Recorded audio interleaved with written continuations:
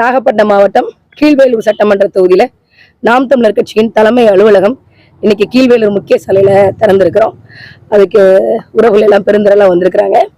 நாம் தமிழர் கட்சியினுடைய சின்னம் ஏற்கனவே தாங்கி இருக்கக்கூடிய விவசாயி அந்த சின்னத்தை மக்கள் கிட்ட இன்னும் கொஞ்சம் நெருக்கமாக எடுத்துட்டு போகணுங்கிற ஒரு நோக்கத்துல சின்னத்தோட நாங்க ஊர்வலமா வந்திருக்கிறோம். எங்களுடைய அலுவலக திறப்பா வந்திருக்கிறோம். திறக்க போறோம். உறவுகள் எல்லாரும் வரணும், பத்திரிகையாளர் உறவுகளும் வரணும். இப்போ தமிழகத்தில் 4 முனை போட்டி உறுதியாயிடுச்சு. உங்களுடைய நீங்க ஏற்கனவே எல்லாருமே இப்போ பரிசீலனை பண்ணிட்டு இருக்காங்க, உங்க வேட்பாளர் அறிவிச்சிட்டாங்க. உங்களுடைய பிரச்சாரம் எப்படி இருக்கும், மக்களுடைய அணுகுமுறை எப்படி இருக்கும், உங்களுடைய வெற்றி வாய்ப்பு இருக்கு? அதுல தமிழ்நாட்டுல நீங்க 4 முனை சொல்றீங்க, என்னை பொறுத்த வரைக்கும் அது 2 முனை தான். நம்ம ஏற்கனவே உங்களுடைய தொலைக்காட்சிக்கு கொடுத்த பேட்டியின் அடிப்படையில இது உண்மைக்கும் பொய்க்கு எதிரான ஒரு யுத்தம் தான் இந்த 2026 சட்டமன்ற தேர்தல். ஊழலுக்கும் நேர்மைக்குமான நல்லாட்சிக்குமான ஒரு தேர்தல் தான் 2026 சட்டமன்ற தேர்தல். நாம் தமிழர் கட்சியை பொறுத்த வரைக்கும் இதுவரைக்கும் ஊழல் செய்த திமுக அதிமுக ஒரு பக்கம், அதற்கு துணையா நிற்கக்கூடிய நீங்க சொல்ற 4வது முனை ஒரு பக்கம், இதுவரைக்கும் இருக்கக்கூடிய இந்த ஊழல் லஞ்சம் இந்த அரசு எத்தேச்சை அதிகாரம் இதெல்லாம் இல்லாம நேர்மையான ஒரு அரசாட்சி, வாரிசு அரசியல் முறை இல்லாத ஒரு நல்லாட்சி அமைய, தூய்மையான நல்லாட்சி அமைய, தமிழ்நாட்டை தமிழர் நலன் சார்ந்து ஆளக்கூடிய தமிழருடைய ஆட்சி அமையணும் அப்படின்னா நாம் தமிழர் கட்சிக்கு வாக்களிக்கிற ஒரு கூட்டம், ஒரு மக்கள் இவங்க ஒரு பக்கம். இதுதான் 2 முனை போட்டியா தான் பாக்குறோம். நாங்க 234 சட்டமன்ற தொகுதிகளுக்கு நாம் தமிழர் கட்சி அண்ணன் செந்தமிழன் சீமான் அவர்கள் வேட்பாளர் அறிவிச்சிட்டாங்க. மக்கள் தொகையில் சரிபாதியாக இருக்கக்கூடிய பெண்களுக்கு அரசியலிலும் சமபங்கு வழங்க வேண்டும் என்ற உயர்ந்த நோக்கில 234 117 சட்டமன்ற தொகுதிகளை அண்ணன் செந்தமிழன் சீமான் அவர்கள் பெண்களுக்கு கொடுத்திருக்கிறாங்க. அதுவும் போக எங்களுடைய வெற்றி வாய்ப்பு மிக சிறப்பாக இருக்கு அப்படின்னு சொல்லி பாக்குறோம். ஏன்னா ஓராண்டுக்கு மேலாக கீழ்வேலூர் சட்டமன்ற தொகுதியில் நாம் தமிழர் கட்சி உறவுகள் நாங்கள் களப்பணி ஆற்றிட்டே வரோம். மக்கள் கிட்ட இதுவரைக்கும் திமுக அதிமுக கம்யூனிஸ்ட் செஞ்ச ஊழல்களை மக்கள் கிட்ட எடுத்து போயிட்டே இருக்கோம். மக்கள் கிட்ட ஒரு பெரும் வரவேற்பு இருக்கு. நாம் தமிழர் கட்சியை பொறுத்த வரைக்கும் கீழ்வேலூர் சட்டமன்ற தொகுதி என்பது வெற்றிக்கான ஒரு தொகுதி. கீழ்வேலூர் சட்டமன்ற தொகுதிக்கு நீங்க கொடுக்கக்கூடிய வாக்குறுதி என்ன? இந்த மக்கள் எதுக்காக உங்களுக்கு ஓட்டு போகணும்? மிக குறிப்பாக நான் கொடுக்கிறது என்ன அப்படின்னா, இது மருத நிலமும் நெய்தல் நிலமும் சேர்ந்து இருக்கக்கூடிய ஒரு தொகுதி. மருத நில மக்களை பொறுத்த வரைக்கும், விவசாயத்தை பொறுத்த வரைக்கும் நான் 89 ஊராட்சிகள் இருக்கு. 89 ஊராட்சிகளையும் நான் சட்டமன்ற உறுப்பினர் ஆனால் 89 ஊராட்சிகளையும் இருக்கக்கூடிய நீர்நிலைகளை நான் தூர்வாருவேன். மழை இங்க இருக்கக்கூடிய விவசாயிகளுக்கு என்ன பெரும் சிக்கல் அப்படின்னா, மழைனால வரக்கூடிய வெள்ள பாதிப்புனால ஒரு சிக்கல், அப்புறம் தண்ணியே இல்லாதனால வறட்சினால வரக்கூடிய சிக்கல். இது 2க்கும் ஒரே ஒரு தீர்வு தான் இருக்கு. மிக சிம்பிளான ஒரு தீர்வு. இருக்கக்கூடிய எல்லா நீர்நிலைகளையும் நான் தூர்வாருவேன். நீரை ஆண்டுதோறும் கிடைக்கிற அளவுக்கு ஆண்டுதோறும் விவசாயிகளுக்கு பாசன வசதிக்காகவும் குடிநீர் வசதிக்காகவும் விவசாயிகளுக்கும் மக்களுக்கும் நான் தேக்கி வைப்பேன். அது மட்டும் இல்லாம நெய்தல் நில மக்கள் இருக்காங்க. இந்த நெய்தல் நில மக்களுக்கு மீனவர்கள் சார்ந்த பிரச்சனைக்கு நான் உறுதியாக குரல் கொடுப்பேன். குரல் கொடுப்பேன் மட்டும் இல்ல, அந்த பிரச்சனைகளுக்கு நான் தீர்வு காணவும் நான் விரும்புறேன். மிக குறிப்பாக ஆழ்கடல் விசைப்படகுகளுக்கு அவங்க பயன்படுத்தக்கூடிய டாட் கருவி உங்களுக்கு ஒக்கி புயல தெரியும். நீங்க அந்த கருவியை வச்சு நீங்க பயன்படுத்திட்டே இருப்பீங்க. அது எப்பயுமே உங்களுக்கு நீங்க துன்பத்துல இருக்கிறீங்க அப்படிங்கிறது அரசு அதிகாரிகள் சொல்லவே சொல்லாது. நாம் தமிழர் கட்சியை பொறுத்த வரைக்கும் நாங்க வர்றோம், மீனவர்களுக்கு என்று ஒரு புதிய விண்கலமே ஏறும். இனிமேல் ஒக்கி புயல்னாலேயோ இது போன்ற ஒரு ஒக்கி புயல்னாலேயோ மீனவர்கள் பாதிக்கப்படவே மாட்டாங்க. மீனவருடைய பாதுகாப்பு நாம் தமிழர் கட்சிக்கு மிக மிக முக்கியம். அது மட்டும் இல்ல, மீனவர்களை பொறுத்த வரைக்கும் ஒடிசால இருக்கிறது போல நாங்க உங்களுக்கு எந்த பாதிப்பும் வரவிட மாட்டோம். அப்படியே பாதிப்பு ஏற்பட்டாலும் மீனவர்களை ஆழ்கடல்ல இருந்து கரைக்கடல்ல இருந்து உடனடியாக தரைக்கு கூட்டிட்டு அவங்களுக்கு உரிய சிகிச்சை கொடுக்கறதுக்கு ஃப்ளோட்டிங் ஆம்புலன்ஸ் ஒடிசால அந்த முறை இருக்கு. அதை நாம் தமிழர் கட்சி கொண்டு வரும். அப்புறம் போலீஸ் ஸ்டேஷன்ஸ் அண்ணா ஏற்கனவே சொன்ன மாதிரி மீனவர்களுடைய பாதுகாப்புக்காக நெய்தல் படை நாம் தமிழர் கட்சி ஆட்சியில் உருவாக்கப்படும். கடற்கரையும் கடலும் மீனவர்களுக்கு மட்டுமே உரியது, தனிநபர்களுக்காக கிடையாது, கார்பரேட் நிறுவனங்களுக்காக உறுதியாக கிடையாது என்கிறது நாம் தமிழர் கட்சி ஒரு திட்டமாக. மற்ற கட்சி வாக்காளர்களை எப்படி ஓட்டுக்காக அணுகுவாங்கிறது எனக்கு தெரியும். உங்களுடைய அணுகுமுறை எப்படி இருக்கும், அதோட மாற்று திட்டம் என்ன வச்சிருக்கீங்க? ஆனா எங்களை பொறுத்த வரைக்கும் மற்ற கட்சி நீங்க சொல்றது காசை நம்பி தேர்தல் எதிர்கொள்வாங்க. நாங்க கருத்தை நம்பி தேர்தல் எதிர்கொள்றோம். நாங்க கருத்துக்களை நாம் தமிழர் கட்சியை பொறுத்த வரைக்கும் தொடர்ச்சியாக பரப்புரை ஏற்படுத்திட்டே இருக்கிறோம், மேற்கொண்டுட்டே இருக்கோம். ஏகப்பட்ட பொதுக்கூட்டங்கள் மக்களை சந்திச்சு பேசிட்டு இருக்கிறோம். அதனால கீழ்வேலூர் சட்டமன்ற தொகுதியில் என்னென்ன விளைவுகள் ஏற்படுது அப்படிங்கிறத நீங்களும் கண்கூட பார்த்துக்கிட்டு இருக்கிறீங்க. இந்த மாற்றங்கள் உறுதியாக தேர்தலை எதிரொலிக்கும் அப்படிங்கிறத நான் உறுதியா நம்புறேன். இப்ப தொகுதி மக்களுக்கு நீங்க புதுசு இல்ல, ஏற்கனவே நாடாளுமன்ற தொகுதியில போட்டிட்டு அறிமுகமாகறீங்க. அதுவே உங்களுக்கு பிளஸ்ஸா இருக்கும். உங்களுடைய வெற்றி வாய்ப்பு எப்படி இருக்கு? மக்களுடைய வரவேற்பு உங்களுக்கு எப்படி இருக்கு? இல்ல, மக்கள் வந்து அனைத்து தரப்பு மக்களும், இளைஞர்கள் மட்டும் இல்லாம நடுத்தர வயதை சேர்ந்த ஆண் பெண்கள் மட்டும் இல்லாம வயதானவர்கள் கூட நாம் தமிழர் கட்சி இந்த முறை வரணும், கீழ்வளவு சட்டமன்ற தொகுதி நாம் தமிழர் கட்சி வெல்லணும் அப்படிங்கிற ஒரு உயர்ந்த நோக்கத்துல இந்த முறை எங்களை பாக்குறாங்க.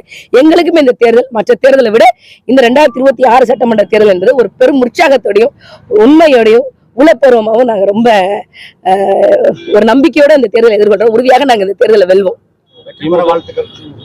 திமுக தொடர்ந்து பெண்களை மையப்படுத்தி தொடர்ந்து திட்டங்களை அறிவிச்சுக்கிட்டே இருக்காங்க. அதை பத்தி ஆமாண்ணே, ஏன்னா திமுக ஆட்சியில தான் வந்து 2.5 வயசு பிள்ளைக்கு கூட வந்து பாதுகாப்பு இல்ல, 7 வயது குழந்தைக்கு பாதுகாப்பு இல்ல, 60 வயது பாட்டிக்கும் பாதுகாப்பு இல்ல. அதனால அதெல்லாம் மறைக்கிறதுக்கு அவங்க ஏதாவது திட்டம் கொண்டு வரதான் செய்வாங்க. 2500 ரூபா ஒரு கட்சி சொல்லுது, இன்னொரு கட்சி 2000 ரூபாய் கொடுக்குது, இன்னொரு கட்சி திமுக நீங்க சொல்ற திமுக 5000 ரூபாய் கொடுக்குது. எதுக்கு கொடுக்குறாங்க? எங்களுக்கு இலவசம்.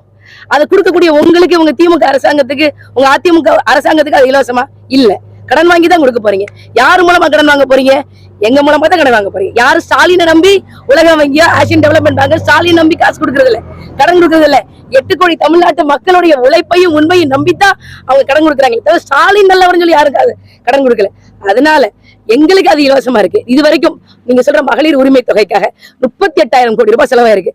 அதுல 11,415 கோடி SC ST மக்களுடைய நல்வாழ்வுக்காக, அவர்களுடைய வளர்ச்சிக்காக ஒதுக்கப்பட்ட நிதி. அது கொடுக்கலாமா? அப்படி 38,000ல இருந்து 33 விழுக்காடு, கிட்டத்தட்ட 11,415 கோடி SC ST மக்களுக்கான மேம்பாட்டுக்காக, நல்வாழ்வுக்காக ஒதுக்கப்பட்ட நிதி. கேட்டா சொல்லி அந்த பெண்களுக்கு தான் நாங்க கொடுக்குறோம். அப்படி எங்க காசு எடுத்து எங்களுக்கே கொடுக்கறதுக்கு எதுக்குங்க நீங்க திட்டம் அறிவிக்கிறீங்க? 38,000 கோடி ரூபாய் இருந்தா தமிழ்நாட்டுல எத்தனை அரசு பள்ளிகளுடைய தரம் உயர்த்தப்பட்டிருக்கும், எத்தனை அரசு மருத்துவமனைகளோட தரம் உயர்த்தப்பட்டிருக்கும். கேட்டா சொல்லுவாங்க 2000 கோடிக்கு மடிக்கணினி வழங்கணும் அப்படின்னு. 2000 கோடிக்கு மடிக்கணினி வழங்குறீங்களே, அந்த மடிக்கணில பாடம் நடத்துவதற்கு கல்லூரிகள்ல, பொறியியல் கல்லூரிகளை, அரசு மற்றும் அரசு கலை மற்றும் அறிவியல் கல்லூரிகள் பேராசிரியர் இருக்காங்களா, உதவி பேராசிரியர் இருக்காங்களா? யாரும் கிடையாது. 2000 கோடிக்கு எவ்வளவு வேலை செஞ்சிருக்கலாம்? 38,000 கோடி எத்தனை வளர்ச்சி திட்டங்களை கொண்டு வந்திருக்கலாம்? எதுவுமே இல்லையே, ஒரு கனவு இல்லையே. நாங்க சொல்ற நாம் தமிழர் கட்சியை பொறுத்த வரைக்கும் நாங்க 1000 கொடுக்க மாட்டோம், 2000 கொடுக்க மாட்டோம், 2500 கொடுக்க மாட்டோம்.